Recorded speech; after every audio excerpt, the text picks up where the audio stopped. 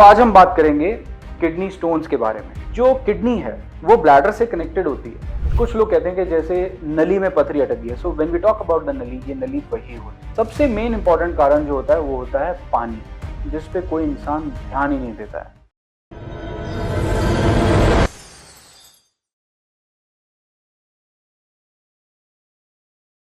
My name is Dr. Rohit Juneja.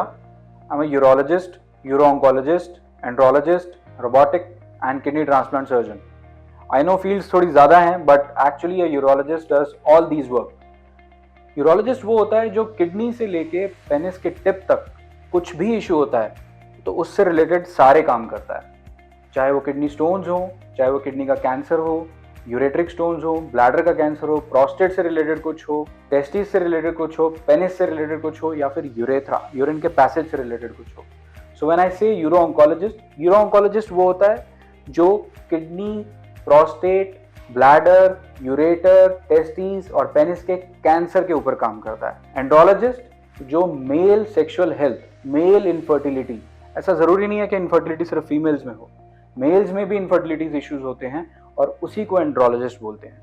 Robotic, when we do such surgeries like when we are operating on a kidney cancer or a bladder cancer or specifically a prostate cancer, robotics is the latest technique by which we operate on the patient using the technology of robotics.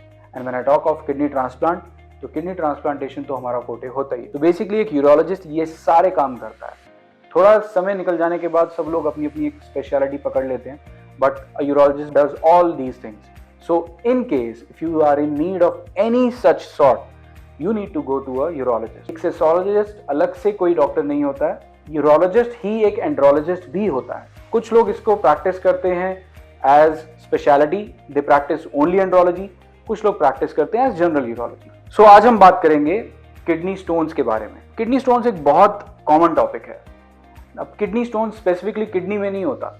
When we see the diagram, kidney stones can be in the kidney, it can be in the ureter, or it can be in the bladder, sometimes in the urethra as well, which is a very rare chance. So, जो kidney है वो bladder से connected होती है और वो connected होती है एक छोटी सी पाइप से जिसको हम बोलते हैं ureter. This is if we talk about the anatomy. तो यूरेटर जो होता है एक 20-25 सेंटीमीटर का स्ट्रक्चर होता है और इसके अंदर जो इसका साइज होता है यूरेटर का, ये ऊपर 5 mm के आसपास होता है, which is half the centimetre, and नीचे आते आते जब वो ब्लैडर के अंदर अटैच होता है वो समवेयर अराउंड 2 mm के आसपास रह जाता है। कुछ लोग कहते हैं कि जैसे नली में पथरी अटक गई है। So when we talk about the nali, ये नली वही होती है। तो किडनी स्टोन इन 3 जगह में कहीं पे भी आके फंस सकते हैं।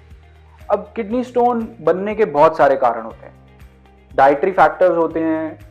सबसे मेन इंपॉर्टेंट कारण जो होता है वो होता है पानी, जिस पे कोई इंसान ध्यान ही नहीं देता है। आप दिन में पानी कितना पीते हैं? सब लोग बैठ के बस बात करते हैं कि बीज वाली चीज नहीं खानी है, पालक नहीं खानी है, टमाटर नहीं खाना है। इन सब चीजों का कोई रिलेशन नहीं है। अगर आप दिन में मिनिमम 3 लीटर पानी पीते हैं तो किडनी स्टोन बनने का चांस बहुत कम रहता है। लेकिन अगर आप पानी कम पिएंगे तो किडनी का फिल्ट्रेशन मैकेनिज्म कम होगा, जिसकी वजह से सेडिमेंटेशन या फिर पत्थर बनने का चांस बढ़ जाएगा। और पत्थर कोई एकदम से बहुत बड़ा नहीं बनता है। पत्थर हमेशा 1 mm से शुरू होता है और उसके ऊपर वो एग्रीवेट होता चला जाता है। अगर आप खाने पीने की बात करेंगे, so if you talk about the myths and the fact, तो खाने पीने से रिलेटेड अगर पथरी बनती, तो अगर आज मेरे घर में मुझे पथरी बन रही है और मेरे घर में खाना सेम बनता है, ऐसा तो नहीं है कि मेरे लिए अलग खाना बन रहा है, कोई स्पेशली मेरे खाने में बीज डाल रहा है या पालक डाल रहा है और उसके बाद बाकी लोगों के लिए अलग खाना बनाया जा रहा है। तो अगर हमारे घर में सेम खाना बन रहा है और खाना एक कारण है पथरी बनने का, तो अगर मुझे आज पथरी है तो मैं सबके चाहूंगा कि मेरे घर में अल्ट्रासाउंड हो, क्योंकि वही खाना उन्होंने खाया है तो उनको भी पथरी बननी चाहिए। So basically it's not the diet mainly, some factors are there for dietary factors as well, लेकिन मेनली बॉडी का मेटाबॉलिज्म होता है। बॉडी का मेटाबॉलिज्म कैसा है, किसी चीज को पचाने की कितनी क्षमता है, बाहर निकालने की कितनी क्षमता है, इन सब में सबसे बड़ा फैक्टर है सर वाटर। पानी बहुत इंपॉर्टेंट चीज है। अगर आप बहुत पानी पीते हैं तो वो बाहर निकल जाएगी पथरी, या फिर वो बनेगी ही नहीं, बहुत छोटी छोटी बनेगी। पथरी 1-2 mm की बनती है और वो अपने आप पानी के साथ बाहर निकल जाती है उस रास्ते। अगर मैं आज इस स्टोन के साइज के बारे में बात करूं तो जैसा मैंने बताया साइज 1 mm से स्टार्ट होता है। Can be 1 mm, 2 mm, 3 mm, 5 mm। कभी कभी आपने अपनी रिपोर्ट में पढ़ा होगा कि कंक्रीशंस हो रहे हैं किडनी में। So concretions are stones which are less than 5 mm, maybe 1 mm, 2 mm, 3 mm. These are called the concretions. जो एक स्टार्ट है स्टोन फॉर्मेशन की, ये concretions होते हैं. स्टोन जो है वो 1 mm से लेके 7 centimetre, 10 centimetre, 4 centimetre, 3 centimetre which equates to 30 mm, 4 mm, 50 mm हो सकता है. किडनी स्टोन्स इवन 5 सेंटीमीटर या 50 mm मैं उसको बोलूँ 70 mm हर तरफ हो सकता है. किडनी के अंदर बहुत सारे कैलसेस होते हैं जिसके अंदर स्टोन बनता है और वो सब कैलसेस आके मिलते हैं पेल्विस में एंड देन वहाँ से रास्ता नीचे जुड़ता है जिसको हम बोलते हैं यूरेटर. सो किडनी स्टोन्स बहुत बड़े साइज के भी हो सकते हैं, छोटे साइज के भी हो सकते हैं. यूरेटर में जनरली स्टोन्स आके फंसते हैं. अपर यूरेटर जैसा मैंने बताया 5 mm का होता है तो वहाँ आके स्टोन फंस सकता है. कभी कभी नीचे आके जो एक VUJ जो एक टर्मिनल होता है जो यूरेटर ब्लैडर से अटैच होता है वहाँ आके भी स्टोन फंस सकता है. यूरेटर में स्टोन 5 mm से लेके 2 सेंटीमीटर तक के भी हमने देखे हैं. तो स्टोन का साइज मैटर नहीं करता, वो कहाँ पे है वो मैटर करता है. कभी कभी हमने ये देखा है कि पेशेंट को 2 सेंटीमीटर का स्टोन है और पेशेंट पेनलेस है और कभी कभी पेशेंट का स्टोन 3 mm का है, नीचे आके अटक गया है एंड पेशेंट इतना ज़्यादा पेन में है कि बर्दाश्त के बाहर है और पेशेंट बार बार अस्पताल जा रहा है, इंजेक्शन लगवा रहा है. कुछ और मिथ्स के बारे में अगर मैं बात करूं तो उसमें से एक बहुत बड़ा मिथ है जो आज की डेट में लोगों के अंदर बहुत कॉमन है. पहली चीज़ बियर और दूसरी चीज़ देसी दवाई. सर बियर कोई जड़ी बूटी नहीं है कि जिससे पत्थर बाहर निकल जाएगा. बियर से सिर्फ और सिर्फ 1 घंटे में अगर आप 2 बॉटल बियर पीते हैं so that comes out to be 1.5 to 2 litres of liquid ideally. और उसके अंदर एक फिज होता है जिसकी वजह से डायूरेसिस मतलब यूरिन फॉर्मेशन बढ़ जाता है, जिसकी वजह से यूरिन बहुत ज़्यादा बनता है और आपको एक यूरिन का प्रेशर जल्दी बनता है. अगर मैं आज आपको 1.5 लीटर 2 लीटर पानी दे दूं 1 घंटे में पीने के लिए वो आपसे मुश्किल से पिया जाएगा, लेकिन बियर आप बहुत जल्दी पी लेंगे. रादर बियर के अंदर ऑक्जेलेट होता है और बियर स्टोन बनाती है. अगर कोई इंसान रोज बियर पीता है देयर आर चांसेस कि वो ऑक्जेलेट स्टोन्स बनाए. लेकिन लोग बियर पीते हैं किस लिए कि उससे प्रेशर बनेगा और प्रेशर से पथरी बाहर निकल जाएगी. प्रेशर बनाने के लिए आप 2 लीटर पानी पी लीजिए, उससे भी प्रेशर बन जाएगा. डायूरेसिस के लिए एक लेसिक्स की गोली आती है, उससे भी प्रेशर बन जाएगा. जरूरी नहीं है कि वो बाहर निकल जाए. पथरी जो यूरेटर में आके अटकी है देयर आर 2 चांसेस, या तो वो प्रेशर से बाहर निकल जाएगी या वो वहीं अटकी रहेगी. किडनी का काम है यूरिन बनाना. किडनी ने यूरिन बनाया, वो आके उस पथरी के ऊपर प्रेशर डाला, बाहर निकल गई, वेरी गुड, बहुत अच्छा आपके लिए. नहीं निकली तो वही प्रेशर वापस किडनी के अंदर इकट्ठा होता है जिसको सूजन बोलते हैं या हाइड्रोनेफ्रोसिस बोलते हैं या हाइड्रोयूरेट्रोनेफ्रोसिस बोलते हैं. एक बैक प्रेशर किडनी के अंदर क्रिएट करता है जो आपके लिए हार्मफुल होता है. धीरे धीरे वो किडनी को खराब करना शुरू करता है. दूसरा, देसी दवाई. मैं किसी भी मेडिसिन को गलत नहीं ठहराऊंगा. सब मेडिसिन अपने अंदर एक अलग कामयाबी प्राप्त कर चुके हैं, लेकिन कोई एक ऐसी दवाई है जो पत्थर को पिघला सकती है. तो मैं ये मानता हूँ कि एलोपैथी ने इतनी एडवांसमेंट कर ली है कि आज की डेट में अगर 10,000 से ज़्यादा कंपनियां हैं तो वो इस दवाई को क्यों नहीं बना पा रहे. पत्थर पिघलाने की कोई दवाई हमारी फील्ड में तो आज तक नहीं बनी है.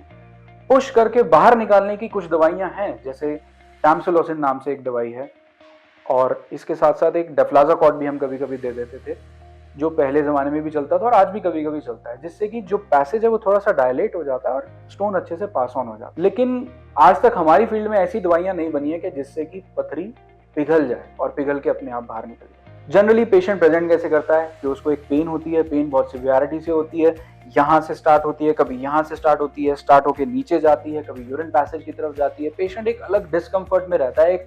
अगर नली में पथरी फंस जाए तो वो कभी कभी एक पोजीशन में बैठ भी नहीं पाता है, कभी ऐसे कभी कैसे, is not comfortable in any position. कभी कभी स्टोन साइलेंट भी होते हैं. मान लीजिए किडनी के अंदर स्टोन पड़ा है, 3 सेंटीमीटर का स्टोन पड़ा है, लेकिन पेशेंट को पता ही नहीं है. वो पेट में कहीं दर्द हुई, वो किसी और चीज से अल्ट्रासाउंड कराने गए एंड पता लगा कि किडनी के अंदर स्टोन पड़ा हुआ है, which is a dangerous stone. Patient को ऐसा लगता है कभी दर्द तो दी नहीं, कुछ हार्म नहीं कर रहा होगा, बट ऐसा नहीं है. किडनी स्टोन या यूरेट्रिक स्टोन अगर फंसा रहे लंबे समय तक तो वो हार्मफुल हो सकता है और उसकी वजह से किडनी पे भी इफेक्ट आ सकता है. अगर आप बात करें कि हमें इसके बारे में पता कैसे लगाना है, सबसे बेसिक टेस्ट होता है एक अल्ट्रासाउंड. अल्ट्रासाउंड आप कराएंगे तो उसके अंदर हमें काफ़ी हद तक कुछ पता लग जाता है. लेकिन कई बार क्या होता है कि जो यूरेटर है वो एक बहुत पतला पाइप है, उसके अंदर स्टोन कभी कभी मिस हो जाता है. तब हमें CT स्कैन कराना होता है और एक गोल्ड स्टैंडर्ड इन्वेस्टिगेशन जो है स्टोन को आइडेंटिफाई करने के लिए वो सीटी स्कैन है। आज मैं अगर अल्ट्रासाउंड करा के ये पता लगा भी लेता हूँ कि हाँ आपको स्टोन है, नेक्स्ट इन्वेस्टिगेशन जो मेरी होगी वो सीटी स्कैन जरूर होगी, क्योंकि मैं चाहूंगा कि मुझे एग्जैक्ट लोकेशन पता लगे, एग्जैक्ट साइज पता लगे और मेरा ट्रीटमेंट प्लान क्या है उसके अकॉर्डिंग। क्योंकि यूरेटर जो है वो 3 हिस्सों में डिवाइडेड होता है। अगर मैं किडनी से शुरू करूं तो किडनी के अंदर स्टोन अगर मेरा 1 सेंटीमीटर से कम साइज का है, और जैसा मैंने आपको पहले बताया था कि किडनी के अंदर अलग अलग कैलिसेस होते हैं, लोअर कैलिस, मिडल कैलिक्स, अपर कैलिक्स, तो अगर अलग अलग कैलिक्स में स्टोन पड़ा है तो मेरा ट्रीटमेंट पॉइंट शायद डिफरेंट हो, और अगर एक ही जगह पे स्टोन पड़ा है तो शायद मेरा ट्रीटमेंट एस्पेक्ट अलग हो जाए। And then again if the size is less then 1 centimetre या 1.5 सेंटीमीटर तो शायद मेरा treatment modality to remove that stone different हो, और अगर वो 2-2.5 सेंटीमीटर का है तो वो शायद डिफरेंट हो। अगर एक स्टोन किडनी के अंदर 2-2.5 सेंटीमीटर का है जो मुंह पे पड़ा है या किसी कैलिक्स में पड़ा है तो शायद मैं एक PCNL नाम से सर्जरी होती है मैं वो करना चाहूँ। लेकिन अगर 5-5 mm के या 7-7 mm के लोअर, मिडल और अपर कैलिक्स में स्टोन पड़े हैं तो मैं चाहूंगा कि मैं उसके अंदर RIRS, जिसको बोलते हैं रेट्रोग्रेड इंट्राएड्रेनल सर्जरी, उससे करूं मैं ये सर्जरी। आज की डेट में RIRS जो है वो एक सबसे एडवांस्ड प्रोसीजर है जिसको हम करते हैं for stone removal in the kidney, and RIRS is also use to remove the stone in upper ureter. Ureter की अगर बात करें तो यूरेटर 3 हिस्सों में डिवाइडेड होता है, अपर, मिडल एंड लोअर। तो लोअर यूरेटर में अगर कोई स्टोन आके फंसता है तो हम उसमें एक सर्जरी करते हैं जिसको बोलते हैं URS, यूरेट्रोरिनोस्कोपी। यूरेट्रोस्कोप के थ्रू हम जाके पथरी को निकालते हैं और उसके बाद एक स्टेंट डालते हैं। मिड यूरेटर में मोस्ट लाइकली URS हो जाता है। अपर यूरेटर में URS करना थोड़ा मुश्किल हो जाता है, तो उसके अंदर हम RIRS करते हैं। रेट्रोग्रेड से मेरा मतलब है हम जिस रास्ते से इंसान सूसू पास करता है उसी रास्ते से हम अंदर जाके स्टोन को निकालते हैं। इवन किडनी तक के स्टोन को हम उसी रास्ते से, नेचुरल ऑरिफिस से जाके निकाल सकते हैं। जब भी हम किसी स्टोन की सर्जरी करते हैं तो हम एक स्टेंट डालते हैं। स्टेंट डालना बहुत जरूरी है। स्टेंट हेल्प्स प्रिवेंटिंग हीलिंग, रास्ते को सिकुड़ने नहीं देता, और किडनी के ऊपर जो हमने किडनी में अंदर कचरा बनाया है स्टोन का उसको पैसेज आराम से ले आता है और यूरिन को भी आराम से लाने। एक और बहुत बड़ा मिथ है कि सर सर्जरी तो लेजर से होगी ना। Laser is used just as a medium to break the stone. पत्थर को तोड़ने के बहुत तरीके हैं। मैं हथौड़ी लेके तोड़ूं, लिथोक्लास लेके तोड़ूं या लेजर लेके तोड़ूं। लेजर से सिर्फ पत्थर टूटने वाला है, बाकी सारा काम जैसे आज तक हो रहा था वैसे ही होगा। लेकिन एडवांसमेंट इतनी हो गई है कि हमें आज की डेट में चीरा देने की जरूरत नहीं है, कोई धागा लगाने की जरूरत नहीं है, कोई कट लगाने की जरूरत नहीं है। सारा काम नेचुरल ऑरिफिस से होता है। हम उसी रास्ते से अंदर जाते हैं, पत्थर को लेजर से ब्रेक करते हैं। कुछ उठा के ला सकते हैं तो उठा के ले आते हैं, नहीं तो उसको रेत जितना पतला बना देते हैं ताकि वो आगे यूरिन के साथ निकल जाए बाहर। हर सर्जरी के बाद एक स्टेंट डाला जाता है। कोई भी स्टोन की सर्जरी होगी एक्सेप्ट फॉर ब्लैडर स्टोन, मतलब पेशाब की थैली को छोड़ के इस किडनी से लेके यूरेटर तक में कहीं पे भी अगर सर्जरी होगी तो स्टेंट डलेगा ही डलेगा। That is a must. उसके बिना सर्जरी नहीं होगी, और स्टेंट को बाद में निकालना बहुत जरूरी है। ये कोई कार्डियक स्टेंट नहीं है, कोई दिल का स्टेंट नहीं है जिसके अंदर हमें स्टेंट को अंदर रखना है। इस स्टेंट की एक वैलिडिटी होती है, उससे पहले इस स्टेंट को निकालना बहुत जरूरी है, वरना ये एक फॉरेन बॉडी है। It will act as a nidus for the infection और इसके ऊपर न्यू स्टोन बनने शुरू हो जाएंगे। ब्लैडर स्टोन भी हम बिना कट चीरा दिए जनरली निकाल देते हैं। कोई बहुत ही बड़ा स्टोन है 6-7 सेंटीमीटर का तो एक छोटा सा कट देके कई बार उसको निकालना पड़ता है। सो आज की डेट में एडवांसमेंट इतनी हो गई है कि कोई भी स्टोन किडनी से लेके ब्लैडर तक या इवन यूरेथ्रा तक कहीं फंसा हुआ हो उसको बिना चीरा दिए, बिना धागा दिए लेजर से निकाला जा सकता है। सो बेसिकली आपको एक यूरोलॉजिस्ट को कब कंसल्ट करना है? यूरोलॉजिस्ट को आपको तब कंसल्ट करना है अगर आपको यूरिन से रिलेटेड कोई भी इशू है। यूरिन से रिलेटेड इश्यूज जो हो सकते हैं, किसी को बर्निंग हो सकती है, किसी को यूरिन बार बार आ सकता है, कोई रात में बार बार उठ रहा है, स्पेशली अगर 50 साल के बाद कोई आदमी है, specially mens. Why I am saying, क्योंकि आदमियों के पास एक चीज होती है जिसको बोलते हैं प्रोस्टेट। होती वो बचपन से, लेकिन वो एक उम्र के बाद अपना असर दिखाना शुरू करती है जिसको हम बोलते हैं प्रोस्टेट। जब प्रोस्टेट बढ़ने लगता है तो रास्ता सिकुड़ने लगता है यूरिन का, जिसकी वजह से क्या होता है कि यूरिन खुल के नहीं आता है, इंसान बार बार जाता है, करने के बाद ऐसा लगता है अंदर रह गया, दोबारा जाना पड़ेगा, रात में बार बार उठ रहा है। एक तो ये तकलीफ हो गई। दूसरा, किसी का यूरिन कंट्रोल नहीं हो रहा, लीक हो रहा है, उस केस में भी आपको यूरोलॉजिस्ट को कंसल्ट करना है। किसी पेशेंट को यूरिन पास करने में तकलीफ हो रही है, धार बारीक हो गई है, रास्ता सिकुड़ रहा है, खुल के पेशाब नहीं आ रहा है, पेशाब करने में जलन हो रही है, उस केस में भी आपको यूरोलॉजिस्ट को कंसल्ट करना है। मान लीजिए कि आपने कोई अल्ट्रासाउंड कराया और आपको पता लगा कि आपकी किडनी में कोई गांठ है या आपकी पेशाब की थैली में कोई गांठ है, उस केस में भी sir you have to consult a urologist. Urine में खून आना ये एक कारण हो सकता है यूरिन इन्फेक्शन का, स्टोन का, या फिर किडनी से रिलेटेड, किडनी यूरेटर ब्लैडर से रिलेटेड या प्रोस्टेट से रिलेटेड किसी कैंसर का। उस केस में भी बिना निग्लेक्ट करे आपको जरूर जाके यूरोलॉजिस्ट से मिलना है। मान लीजिए आपको स्टोन पेन होता है, जनरली इंसान क्या करता है, ह्यूमन नेचर है, कोई भी करेगा, आज जाके एक पेन किलर ले लेंगे, स्टोन का पेन चला गया, पेशेंट रिलैक्स हो जाता है। पेन चले जाने का मतलब ये नहीं है कि आपका स्टोन चला गया है, शायद वो स्टोन अंदर है, अभी भी बैठा है और किसी जगह पे वो रास्ते को रोक रहा है या वहीं बैठे बैठे बड़ा हो रहा है। उस केस में भी मैं आपसे रिक्वेस्ट करूंगा कि एटलीस्ट एक अल्ट्रासाउंड करा के एक बार डॉक्टर से मिल लेना बहुत जरूरी है। आप मिल लीजिए, आपको बात समझ आए तो ठीक है, नहीं आए कोई बात। इसके साथ साथ मान लीजिए कोई बेबी प्लान कर रहा है, कोई कपल, लेकिन उन्होंने फीमेल ने अपने टेस्ट कराए एंड फीमेल इज नॉर्मल, और मेल्स अपने टेस्ट कराते हैं तो उनके मान लीजिए कि सीमन एनालिसिस में स्पर्म्स कम आ रहे हैं या मोटिलिटी अच्छी नहीं है या मॉर्फोलॉजी बनावट अच्छी नहीं है, उस केस में भी आपको एक यूरोलॉजिस्ट या फिर एंड्रोलॉजिस्ट को कंसल्ट करना है। मेल इरेक्टाइल इश्यूज, मतलब इंसान का पेनिस के इरेक्शन होने में अगर दिक्कत हो रही है तो उसके लिए भी आपको एक यूरोलॉजिस्ट या एंड्रोलॉजिस्ट को कंसल्ट करना है। So urology is a vast branch जिसमें आपको बहुत सी चीजों में आपको एक यूरोलॉजिस्ट के पास जाने की जरूरत पड़ सकती है। रादर देन आप इधर उधर घूमें और किसी और जगह जाएं जहां पे जरूरत नहीं है, it's is better to consult a urologist और वो आपको एक अच्छा गाइडेंस दे सकेंगे। सो इन शॉर्ट आई से, अगर आपको कोई भी प्रॉब्लम है सेक्सुअल एक्टिविटी से रिलेटेड या प्रीमेच्योर इजैकुलेशन से रिलेटेड या बेबी प्लानिंग में मेल रिलेटेड कुछ इश्यूज हैं, इसके अलावा अगर आपको कोई किडनी स्टोन का इशू है, कोई प्रोस्टेट का इशू है, यूरिनरी इश्यूज हैं, गॉड फॉरबिडन अगर कहीं इस सिस्टम में जीयूटी में, मतलब किडनी यूरेटर ब्लैडर प्रोस्टेट में कहीं कोई कैंसर वगैरह कुछ हो जाता है, इससे रिलेटेड कुछ भी इशू है तो आप मुझसे कंसल्ट कर सकते हैं।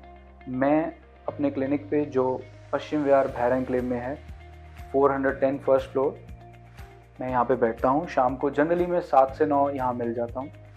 आप यहाँ आ सकते हैं, कंसल्ट कर सकते हैं, then we can take it forward कि आगे क्या करना है। किडनी स्टोन से रिलेटेड, यूरिनरी इश्यूज से रिलेटेड, फीमेल्स को भी जो यूटीआई से रिलेटेड इश्यूज हैं, और मेन वेलनेस, इन चीज़ों से रिलेटेड कुछ भी इशू है, you can consult me, I am always available here, 410 first floor Bhera enclave, Paschim Vihar. Thank you.